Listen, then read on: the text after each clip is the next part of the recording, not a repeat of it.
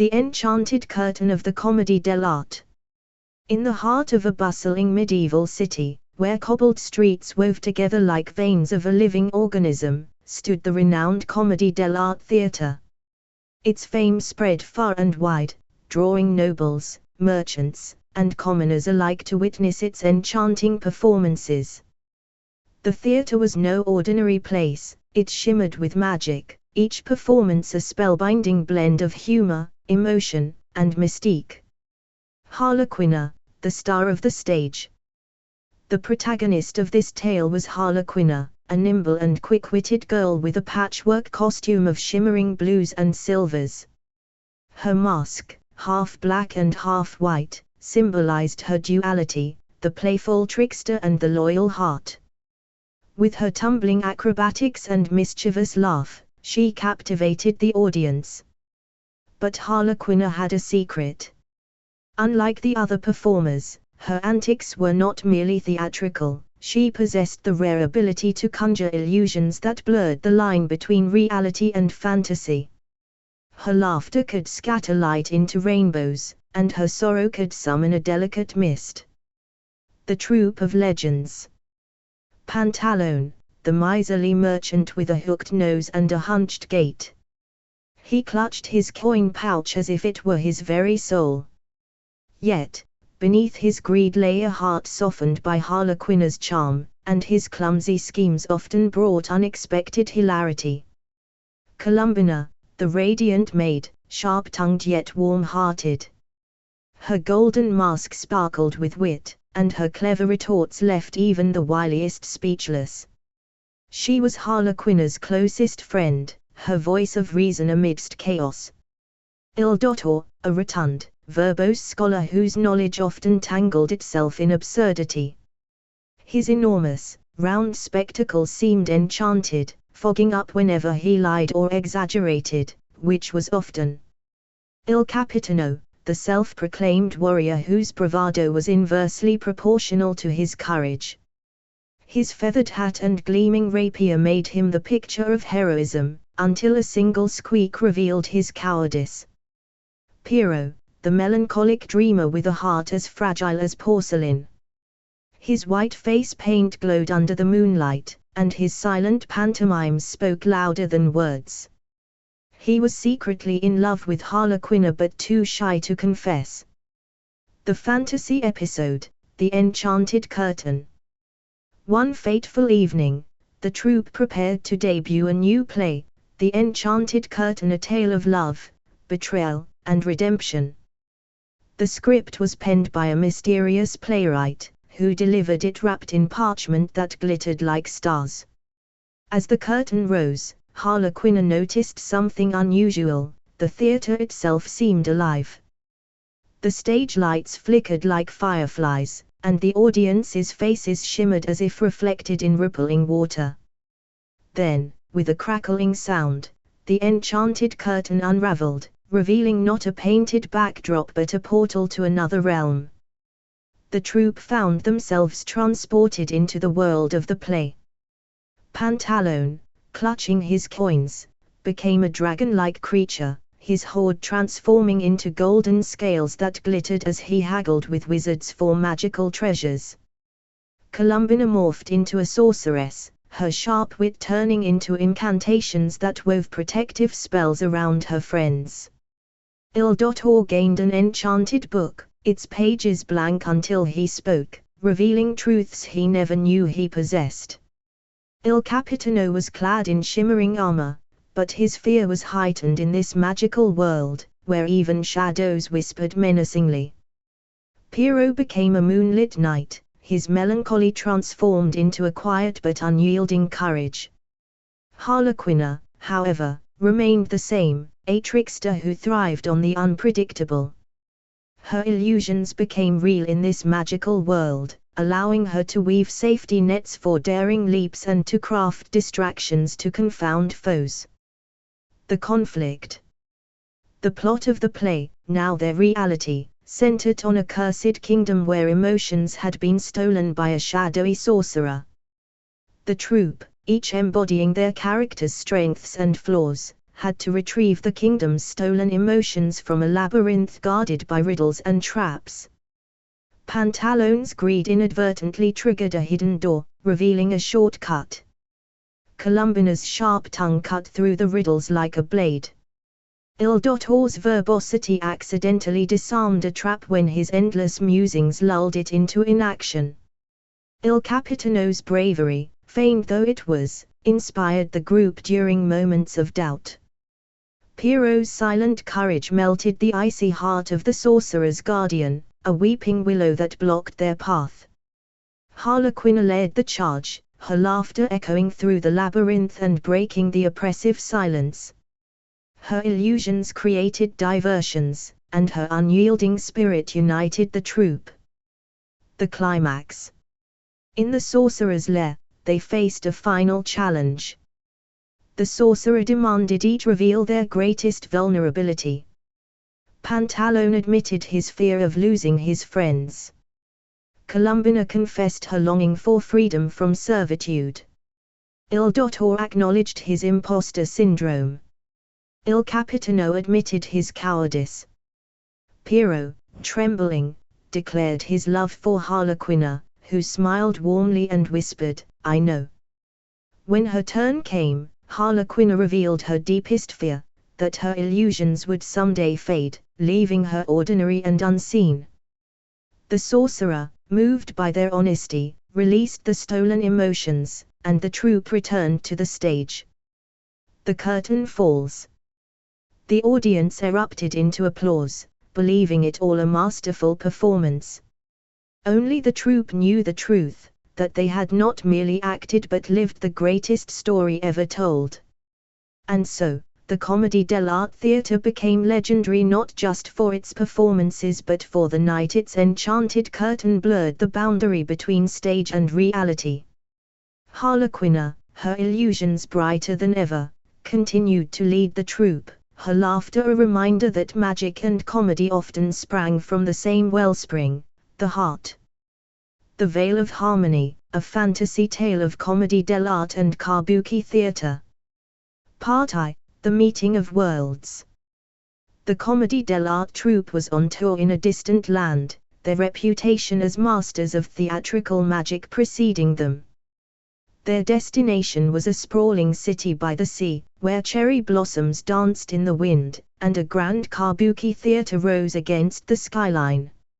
Unbeknownst to Harlequina and her companions, the kabuki performers had been watching their arrival with a mix of curiosity and skepticism. The kabuki troupe, led by the enigmatic Onigate, a male performer renowned for his graceful portrayal of female roles, considered their own art the pinnacle of dramatic expression. Alongside Onigate were Takiyaku, a heroic warrior, fierce and proud, who wielded a katana with unmatched skill. Kokata, a young actor portraying children, his mischievous energy rivaling Harlequina's. Kuroko, the silent stagehands, clad in black, who moved props and manipulated illusions, seeming to appear and vanish like shadows. Shinuchi, a musician whose shamisen playing could evoke storms or calm oceans, his music imbued with supernatural power. When Harlequina and her troupe arrived at the kabuki theatre, the two groups eyed each other with polite caution. Harlequina, ever the diplomat, broke the ice with a playful somersault and a dramatic bow. Kokata responded in kind with an exaggerated flourish, earning laughter from both sides. Despite the initial camaraderie, tension simmered beneath the surface. The kabuki performers considered the Comedy dell'Arte troupe too whimsical, while the European actors found the kabuki actors overly somber. Part 2, Clash of Styles. The tension erupted during a collaborative performance meant to celebrate the fusion of their arts. The stage was set with a magical cherry blossom tree, its petals shimmering under enchanted light. The play's plot, a tale of a mystical artifact hidden within the tree, required both troupes to combine their strengths. However, creative differences soon turned into outright conflict. Pantaloon, attempting to incorporate his comedic haggling routine, clashed with Takieku, who deemed it disrespectful to the solemnity of the scene. Columbina's sharp wit grated against Onigate's serene and poetic demeanor, leading to a battle of words that left the audience both stunned and confused. Il Capitano's attempts at heroic poses were overshadowed by Takieku's genuine martial prowess, embarrassing the former and infuriating the latter. Pierrot's quiet melancholy collided with the vibrant energy of Shinuchi's shamisen, disrupting the musical harmony. Harlequin and Coqueta, though initially friendly, found themselves competing for the spotlight, their antics growing increasingly outrageous. The magical cherry blossom tree, attuned to the emotions of the performers, began to wither. Its petals turned to ash, and the stage dimmed.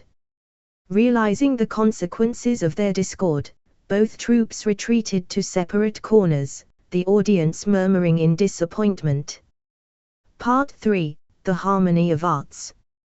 That evening, Harlequin and Onigate met under the dying cherry blossom tree, each seeking solace. They spoke openly, sharing the philosophies behind their respective arts. Onigate revealed that kabuki was born of balance, where every gesture told a story. Harlequin explained that the Comedy dell'Arte thrived on spontaneity and connection with the audience. Inspired by their conversation, the two devised a plan to unite their troupes. The next day, they gathered everyone and proposed a new approach, a performance blending the best of both traditions. The cherry blossom tree's artifact became a metaphor for harmony, its restoration dependent on the collaboration of the troupes. Pantalone and Takieku combined their skills, creating a hilarious yet moving scene where the miserly merchant accidentally saved the warrior with a clever scheme.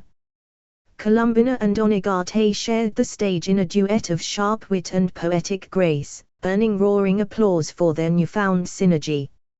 Il Capitano and Shinuchi worked together, with the shamisen transforming the captain's exaggerated bravado into an awe-inspiring spectacle of courage. Pierrot and Coqueta performed a touching pantomime of innocence and melancholy, their contrasting energies blending seamlessly. Harlequin, the heart of the troupe, and Onigate, the soul of kabuki, led the final act. Together, they enacted a ritual to restore the cherry blossom tree, their performance weaving illusion, music, and storytelling into a breathtaking climax. The tree burst into bloom, its petals glowing with magic, and the audience erupted into cheers. Epilogue. The troupes parted ways with newfound respect and friendship. Harlequin and Coqueta exchanged keepsakes, a patch from her costume and a ribbon from his robe. Pantalone and Takieku shook hands, their rivalry replaced by mutual admiration. Columbina and Onigate promised to exchange letters, their bond rooted in a shared love of words. Even Pierrot, often overshadowed, earned a shy smile from Shinuchi, who composed a melody inspired by their collaboration. The performance became a legend, a testament to the beauty of blending traditions. And in the hearts of Harlequin and her companions, the experience left an indelible lesson, that the true magic of theatre lay not in competition but in the harmony of diverse voices. The Mask of Myths, a tale of Comedy dell'Arte and the Eleusinian Mysteries. Part I, The Encounter of Worlds. In their endless pursuit of theatrical innovation, the Comedy dell'Arte troupe found themselves invited to perform in an ancient amphitheatre, rumored to be sacred ground.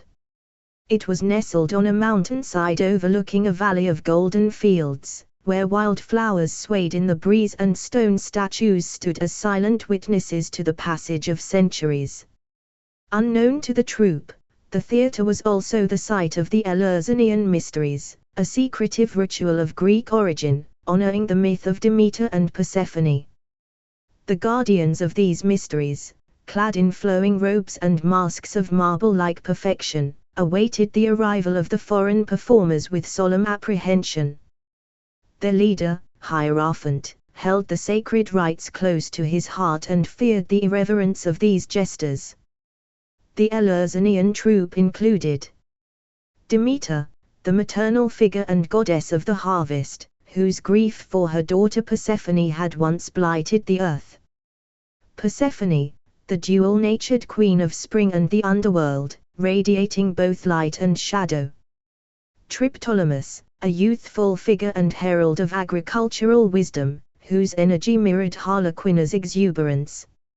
Hecate, the enigmatic guide of souls and keeper of secrets, her presence an ever-watchful shadow on the stage. The Mystai, initiates who chanted and danced in unison, their voices a hypnotic blend of harmony and mystery.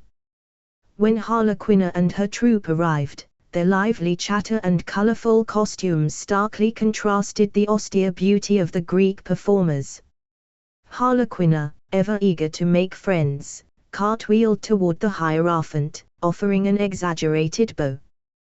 The solemn priest remained unmoved, his cold gaze silently disapproving. Despite the tension, both troupes agreed to collaborate on a performance depicting Persephone's descent into the underworld. Yet, their differing approaches to theatre soon set the stage for conflict. Part 2, Clash of Myths. Rehearsals began, and it became clear that blending the comedic exuberance of Comedy dell'Arte with the gravitas of the Eleusinian mysteries would not be easy. Pantalone, eager to inject humor into the role of Hades, was met with outrage from Demeter, who demanded he treat her daughter's story with reverence. Their heated argument left the Mystai murmuring in disapproval. Columbina found herself at odds with Persephone, their personalities clashing. Columbina's quick wit and confidence seemed irreverent to the queen of the underworld, whose every word carried layers of symbolic meaning. Il Capitano attempted to portray a heroic rescuer but was overshadowed by Triptolemus, whose youthful energy made the captain's bravado seem hollow. Frustrated, Capitano stomped off stage. Pierrot, playing a silent guide through the underworld, struggled to collaborate with Hecate, whose otherworldly presence unnerved him, throwing off his usual grace. Harlequina, caught in the middle, tried to mediate. Yet even her charm faltered under the Hierophant's stern disapproval. The rehearsals descended into chaos, with misunderstandings and frustrations erupting like sparks from a fire. The amphitheater, alive with ancient magic, began to quake, reflecting the growing discord. That night, as the actors rested, the Mystai dreamt of a world plunged into shadow, the crops withering as Demeter wept anew. Harlequina, sleepless and worried, sought solace under the moonlit sky. There, she found Persephone, seated among wildflowers that grew despite the amphitheater's magic. "Why do you laugh so freely?" Persephone asked, her voice a mix of curiosity and melancholy. "Because laughter is what keeps me going," Harlequina replied, offering her a flower. "It's my way of lighting the dark." Persephone smiled faintly. Perhaps light and shadow are not so different after all. Part 3, The Harmony of the Stage. The next day, Harlequina and Persephone presented a revised vision for the performance. They proposed a dual narrative, one half retaining the solemnity of the mysteries, the other infused with the humor and vitality of Comedy dell'Arte. Together, they would create a performance symbolizing the balance between grief and joy, darkness and light. Pantalone embraced his role as Hades, not as a comedic villain but as a reluctant and endearing ruler of the underworld. His humorous quirks provided levity without diminishing the gravitas of the myth. Columbina and Persephone shared the stage, their initial tension transforming into a captivating dynamic. Columbina's cleverness mirrored Persephone's own adaptability, highlighting the goddess's strength in navigating both realms. Il Capitano and Triptolemus became unlikely allies, combining martial bravado with agricultural wisdom to guide Persephone back to the surface. Their partnership drew hearty laughter and heartfelt applause. Pyrrho and Hecate, once at odds, performed a hauntingly beautiful scene. Hecate's airy grace complemented Pyrrho's silent sorrow, their duet embodying the bittersweet nature of transition and transformation.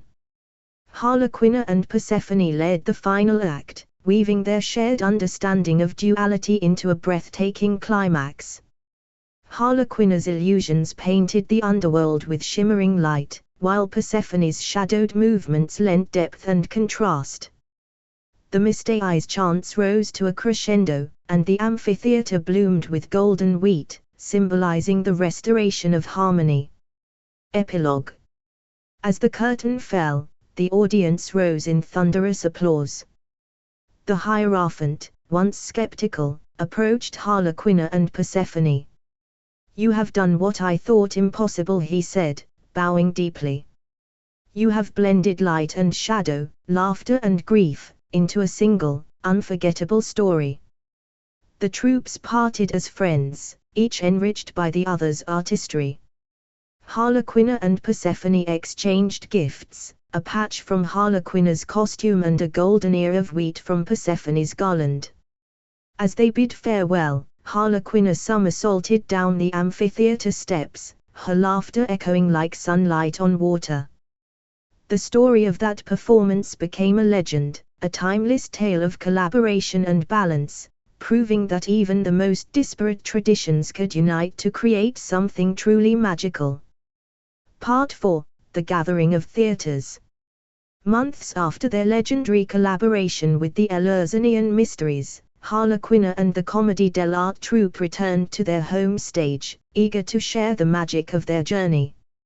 Little did they know that word of their exploits had traveled far and wide, drawing the attention of other theatrical traditions.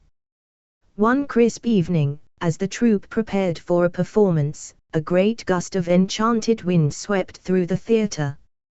Figures from distant lands stepped onto the stage, their presence filling the air with a palpable sense of wonder. The visitors and their gifts. The Kathakali Masters of India. Leading the group was a Kathakali artist, his face painted in vivid green and crimson, wearing a towering headdress. His name was Rama, and he moved with deliberate, otherworldly grace. Gift, a golden anklet imbued with the rhythm of divine drums, said to guide dancers in perfect time. Dialogue. Harlequina, you move as though the stars watch every step. Rama, and you, dear Harlequin, move as though you carry their laughter. The shadow puppeteers of Indonesia. A delicate figure cloaked in shadow, the puppeteer Nyai, brought a Wayan Kulit puppet carved with exquisite detail. Gift, a leather puppet depicting a mythical guardian, which could dance on its own in the moonlight. Dialogue. Pyrrho, how do you bring life to such fragile things? Nyai, it is not life I give, but stories, the breath of our ancestors. The no actors of Japan, old friends. Onigate and Takiyaku returned, bearing gifts from their kabuki counterparts. Gift, a mask of the Tengu, a creature of wisdom and mischief, symbolizing balance. Dialogue. Columbina, a Tengu. Is this meant for me? Onigate, perhaps. Mischief suits you, my friend. The griot storytellers of Africa. The griot Amara, clad in flowing robes, carried a kora, a stringed instrument, and a small pouch of enchanted earth. Gift, the kora, which could weave melodies that revealed the deepest truths of the heart. Dialogue. Pantalone, will it play wealth into my purse? Amara, only if your soul sings a worthy tune. The Commedia Criolla of South America. Representing the vibrant traditions of South America, the actor Lucia arrived, her costume adorned with feathers and beads. Gift, a headdress of the quetzal bird, shimmering with colors that shifted under the light, said to bring joy to any stage. Dialogue. Il Capitano, a warrior's prize. Lucia, a storyteller's crown. Wear it, and your bravado may gain wings. The great dialogue. The stage filled with voices, each character marveling at the unique gifts and traditions of the others. Harlequina proposed a game, to describe what theatre meant to them. Roma, theatre is devotion, a prayer offered through movement. Nyai, it is a shadow cast by light, always fleeting, yet unforgettable. Amara, it is the memory of my people, a song that will never end. Lucia, theatre is celebration. A riot of colors and voices to honor life. Onigate, it is transformation, the power to step into another's soul. Harlequina, with her characteristic whimsy, stood atop a prop chest and proclaimed, theatre is all of this and more. It is the laughter that hides a tear, the dance that defies the stars, and the story that binds us all. The others applauded, their voices blending into a single harmonious cheer. They vowed to carry this newfound unity into their performances, spreading the magic of their meeting across the world. A poem for the theatre. In shadows cast and lights aglow, where whispers bloom, and secrets grow, 1,000 voices, bold and bright, compose a tale, a living light. From lands afar, from hearts the same, each soul a spark, each stage a flame. Through mask and song, through laugh and tear, the world's great stories gather here. O theatre, cradle of our art, you weave us whole, though worlds apart. Forever bound, a sacred sphere. The stage, our home, our truth is clear. The actors and visitors stood together under the theatre's grand arch, the poem etched into their hearts. As the curtain fell that night, the audience witnessed a performance unlike any other, a harmonious blend of traditions, a testament to the enduring magic of theatre.